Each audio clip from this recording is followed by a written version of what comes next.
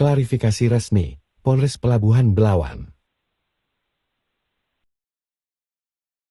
Assalamualaikum warahmatullahi wabarakatuh.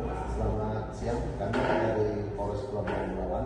Saya selaku Kasih Humas Polres Pelabuhan Belawan bersama dengan Kasat Reskrim Polres Pelabuhan Belawan dan Kanit Kurum Polres Pelabuhan Belawan ingin menyampaikan klarifikasi resmi tentang beredarnya konten di media sosial yang menyampaikan adanya dugaan kekerasan yang dilakukan oleh personil Satreskrim Polres Pelabuhan Belawan saat melakukan penangkapan terhadap tersangka FS. Bersama ini kami akan menyampaikan klarifikasi sebagai berikut, bahwa tersangka FS dilakukan penangkapan pada hari Senin tanggal 9 Februari 2026 sekira pukul 18.30 bertepatan dengan waktu maghrib di lokasi persembunyiannya di Desa Percut Setuan, di mana TSK FS juga telah menghilangkan barang bukti berupa pakaian dengan jalan membakarnya untuk menghilangkan barang bukti. Penangkapan tersebut dilakukan atas dugaan tindak pidana secara bersama-sama melakukan kekerasan terhadap orang atau penganiayaan di muka umum yang mengakibatkan korban IS meninggal dunia yang terjadi pada hari Minggu tanggal 8 Februari 2026 sekira pukul 06.15 WIB di Kelurahan Bagandeli, Belawan, di mana tersangka FS menembakkan pistol suar atau pistol SOS yang mengenai dada korban berdasarkan rekaman CCTV yang kita dapat, hingga mengakibatkan korban IS meninggal dunia sesuai dengan hasil otopsi dari dokter Rumah Sakit Bayangkara Polda Sumut. Jadi fotonya tersangka menembak dengan SOS atau mercusuar yang mengakibatkan korban meninggal dunia.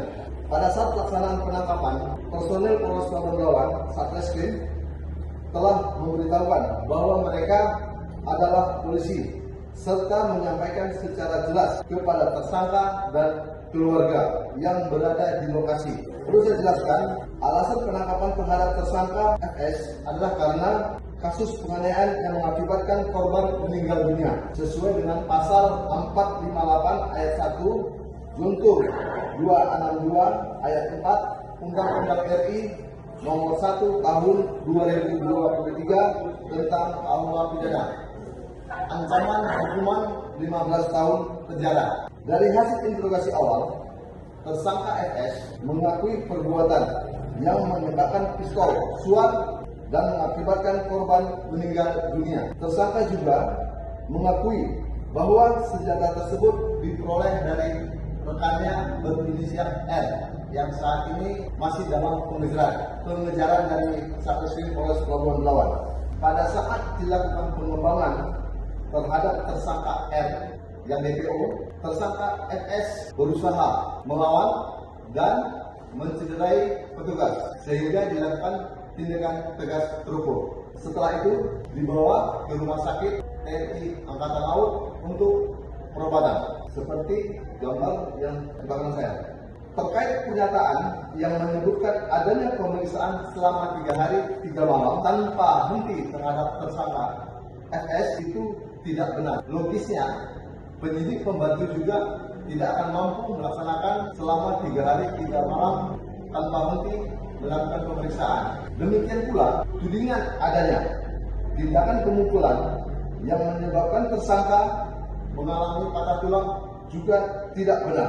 Perlu kami sampaikan bahwa seluruh tindakan upaya paksa terhadap tersangka FS telah diuji melalui sidang pra-peradilan yang diajukan oleh keluarga tersangka di Pengadilan Negeri Medan dan dinyatakan sah oleh hakim. Setelah itu, berkas juga telah kami limpahkan ke Kejaksaan Negeri Belawan. Saat ini kita menunggu berkas akan kita limpahkan. Tahap 2, tersangka dan barang bukti akan kita limpahkan ke Kejaksaan dalam waktu dekat ini. Perlu kami sampaikan, seluruh tindakan upaya paksa perlu kami jelaskan yang keluarga tersangka mengatakan tersangka FS tidak dilakukan perawatan itu tidak benar. Pada tanggal 17 Maret, tersangka FS penahanannya dibatalkan dan langsung itu didampingi oleh orang tua korban.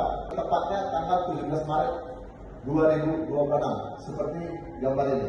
Dan yang diminta ini adalah orang tuanya, ya, ibu kandung dari tersangka FS. Kami mengimbau kepada seluruh masyarakat agar bijak dan teliti dalam menyerap serta menyebarkan informasi yang beredar di media sosial, serta tidak mudah terpengaruh oleh informasi yang belum tentu kebenarannya. Demikianlah klarifikasi ini kami sampaikan sebagai bentuk keterbukaan informasi kepada publik. Terima kasih.